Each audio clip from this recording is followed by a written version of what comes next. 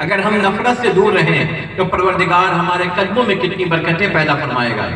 پروردگار ہماری زبان میں کتنی برکتیں فرمائے گا۔ وہ آپ نبی پاک صلی اللہ تعالیٰ علیہ وسلم کے زمانے کو دیکھیں، اس زمانے کے لوگ جن کے اندر نہ محبت تھی، نہ احترام تھا، نہ دنیا کو وہ جانتے تھے، انہوں نے جب نبی پاک صلی اللہ تعالیٰ علیہ وسلم کی غلامی اختیار کی اور نبی پاک صلی اللہ تعالیٰ علیہ وسلم کے دین پر چلے، بے مثال بنا دیا، اتنا عظیم بنا دیا، اتنا باوقار بنا دیا کہ اللہ نے انہیں صبح قیامت تک کے لیے یہ قرار دے دیا۔ نبی پاک صلی اللہ تعالیٰ علیہ وسلم نے فرما دیا، میرے جتنے صحابہ ہیں تم ان میں سے جس کی بھی راستے پر چلو گے اور جس کی بھی پیروی کرو گے ہدایت پاؤ گے، تم ان میں سے جس کے راستے پر چلو گے تمہاری زندگی کامیاب کر دی جائے گی، تم ان میں سے جس کے بھی دامن کو تھام لو گے اللہ تبارک و تعالیٰ تمہارے اوپر نوازشات کر دے گا۔ ہم سب نے اللہ تبارک و تعالیٰ کے دین کو چھوڑ دیا، ہم سب اپنی زندگی کامیاب کرنے کے لیے، اپنے بچوں کی زندگی کو کامیاب کرنے کے لیے نہ جانے کتنی محنتیں کرتے ہیں، کتنی کوششیں کرتے ہیں۔ اللہ تبارک و تعالیٰ نے ہم سبوں کو نماز دیا ہے، نماز کے بارے میں پروردگار نے کہا ہے نماز انسان کو بے حیائی اور بری چیزوں سے، غلط کام سے روکتی ہے۔ ایک ماں اپنی بیٹی کے بارے میں روتی ہے کہ میری بیٹی نافرمان ہے، باپ اپنے بیٹے کے بارے میں روتا ہے کہ میرا بیٹا راستے سے بھٹک گیا ہے، شوہر اپنی بیوی کے بارے میں تکلیف بیان کرتا ہے، بیوی اپنے شوہر سے غیر مطمئن ہے، بھائی ایک دوسرے سے لڑ رہے ہوتے ہیں، سماج میں لوگوں کا دل ایک دوسرے سے کھٹا رہتا ہے۔ اگر ہم سب نے نماز کی کوشش کی ہوتی، اگر باپ نے اپنے بیٹے کو شروع ہی سے نمازی بنایا ہوتا، اگر ماں نے اپنی بیٹی کو نمازی بنایا ہوتا، اگر بھائی نے اپنے بھائی کو نمازی بنانے کی کوشش کی ہوتی، اگر لوگوں نے ایک دوسرے کو نماز کا عادی بنانے کی کوشش کی ہوتی اور اس دین پر اور اس راستے پر عمل کیا ہوتا، تو پروردگار کہہ رہا ہے کہ جو نماز پڑھتا ہے اللہ اس کے اندر سے برائی کو ختم کر دیتا ہے۔ تو جب انسان 7 ہی سال کی عمر سے نماز کا عادی ہو جائے، نماز پڑھنے لگے،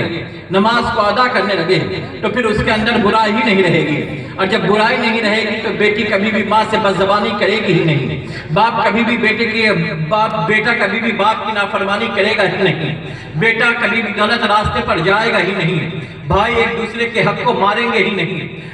سماج میں لوگ ایک دوسرے سے غیر مطمئن ہوں گے ہی نہیں۔ جب پورے کا پورا سماج نماز کا عادی رہے گا، نماز پڑھے گا، تو پروردگار نے کہا ہے جو نماز کا پابند ہے اس کے اندر کوئی برائیاں نہیں ہوگی، پروردگار اس کے اندر سے برائیاں، خامیاں، برے عادات، برے صفات کو نکال کر کے اسے پاک اور صاف کر دیتا ہے۔ تو جو پاک اور صاف ہو گیا وہ کسی کو پریشان کرنے والا نہیں ہوگا، کسی کو ستانے والا نہیں ہوگا، لوگوں کے حقوق کو ادا کرنے والا ہوگا۔ آج ہماری غلطی یہی ہے، آج ہمارا غلط انداز اور غلط راستہ اور غلط روش یہ ہے کہ ہم سب کچھ کرتے ہیں، اپنے بچوں کو نماز کا پابند نہیں بناتے ہیں، اپنی بیوی کو نماز کا پابند نہیں بناتے ہیں، اپنے بھائیوں کو نماز پڑھنے کے لیے نہیں کہتے ہیں، اور نہ کہنے کی نحوست یہ ہوتی ہے کہ آج لوگ ایک دوسرے کے گھر آنا جانا پسند نہیں کرتے ہیں۔ باپ کہیں شکایت کر رہا ہوتا ہے کہ میرا بیٹا غلط ہو گیا ہے، ماں شکایت کر رہی ہوتی ہے میری بیٹی غلط راستے پر چل چکی ہے۔ یہ تمام عذاب جو آئے ہیں، یہ تمام فتنے جو پیدا ہوئے ہیں، اور یہ جب تمام تکلیفیں جو پیدا ہوئی ہیں صرف اس لیے پیدا ہوئی ہیں کہ ہم نے دین خدا کو چھوڑ دیا ہے، ہم نے راہ راست پر چلنا چھوڑ دیا ہے، ہم نے خدا کی اطاعت کرنا چھوڑ دی ہے۔ ہم جس دن اپنے آپ کو بدلنا شروع کر دیں گے، جس دن ہم اپنے آپ کو اللہ کے آگے جھکانا شروع کر دیں گے، جس دن ہم اپنے آپ کو خدا کے قانون کے حوالے کر دیں گے، جس دن ہم دنیا سے نظریں پھیر کر کے اللہ تبارک و تعالیٰ کی مرضی کی طرف نظریں گاڑ دیں گے، منشاء مصطفیٰ کی طرف اپنی توجہ کو مرکوز کر دیں گے، اس دن سے اللہ تبارک و تعالیٰ بلندیاں دینا شروع کر دے گا، اس دن سے پروردگار ہمیں عظمتیں دینا شروع کر دے گا، اس دن سے پروردگار ہماری تقدیر کو بدلنا شروع کر دے گا۔ پروردگار نے اگر کہا ہے نماز میں کامیابی ہے تو یہ اٹل ہے کہ نماز میں کامیابی ہے۔ پروردگار نے اگر کہا ہے کہ ہمارے راستے میں تمہارے لیے عزتیں ہیں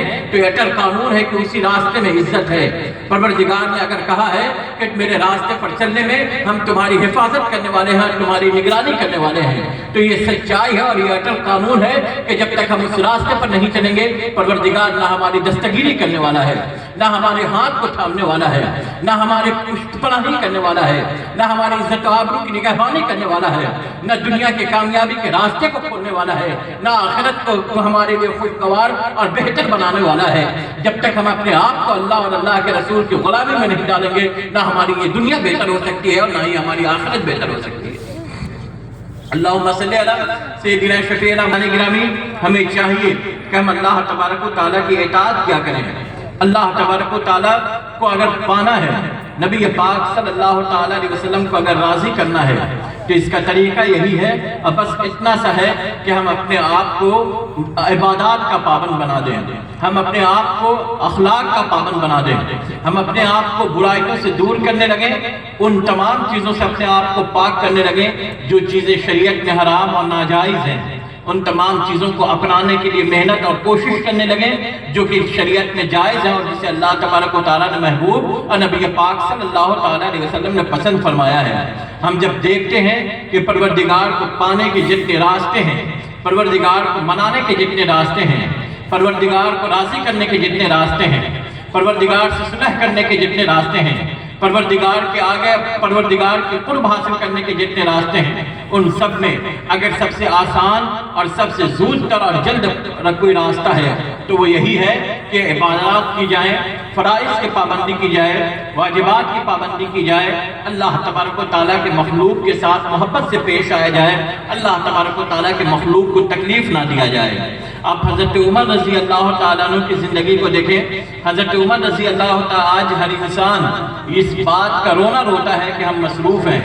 آج کا ہر انسان کسی کو وقت نہیں دیتا ہے، جس کے زبان پر دیکھیے یہ گویا کہ ایک لفظ ہے کہ میرے پاس وقت نہیں ہے، ہم بیزی ہیں، ہمارے پاس فرصت نہیں ہے، یہ آج کے لوگوں کے عام چلن ہے۔ جبکہ آپ ان کی زندگی کو دیکھیں گے تو جو اپنی مصروفیت کا رونا روتا ہے وہ موبائل لے کر کے نہ جانے اپنی زندگی کے 2-2 گھنٹے اور 3-3 گھنٹے کو برباد کر رہا ہوتا ہے۔ حضرت عمر رضی اللہ تعالیٰ عنہ جیسا مصروف ترین کون ہو سکتا ہے؟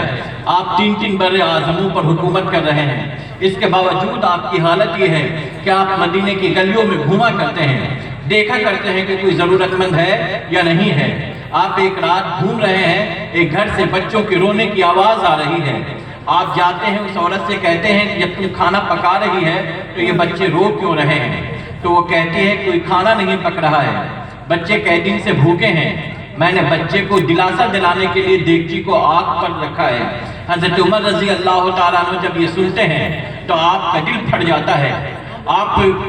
کا چہرہ بدل جاتا ہے، آپ جاتے ہیں بیت المال جاتے ہیں، اناج لیتے ہیں، عورت کو پکانے کے لیے کہتے ہیں، خود سے سبزیاں کاٹتے ہیں، جب تک کھانا تیار ہو رہا ہے بچوں کے ساتھ کھیلتے ہیں، جب کھانا تیار ہو جاتا ہے بچوں کو کھلاتے ہیں، پھر آپ گھر واپس آتے ہیں۔ اس طریقے کے حضرت عمر ہی کے واقعات نہیں، آپ کو تاریخ کی کتابوں میں بے شمار اللہ کے ایسے بندے نظر آئیں گے جو اللہ کی مخلوق کے ساتھ انہوں نے محبتیں کی ہیں، اللہ کی مخلوق کے آرام کے لیے اپنے رات کی نیند کو اور دن کے آرام کو انہوں نے قربان کیا ہے۔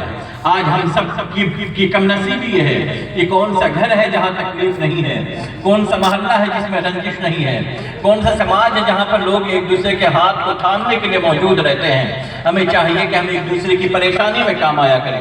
ہمیں چاہیے کہ ہم ایک دوسرے کی برائیاں نہ کیا کریں، ہمیں چاہیے کہ جو ضرورت مند ہو اپنی صلاحیت اور اپنی حیثیت کے مطابق اس کی ضرورت کو پورا کیا کریں۔ جب ہم اللہ کے مخلوق کی زمین پر خیال رکھا کرتے ہیں، جب ہم اللہ کے مخلوق کے آرام کا اس زمین پر دھیان دیا کرتے ہیں تو پروردگار ہماری حفاظت کیا کرتا ہے، پروردگار ہم سے محبت کیا کرتا ہے، پروردگار ہم پر اپنی شفقت کی بارشیں اور مہربانیوں کی بارشیں فرمایا کرتا ہے۔ ایک مومن کی مقصد زندگی بس اتنی سی ہے، ایک مومن کی شان بس اتنی سی ہے کہ وہ اللہ کی عبادت کرے،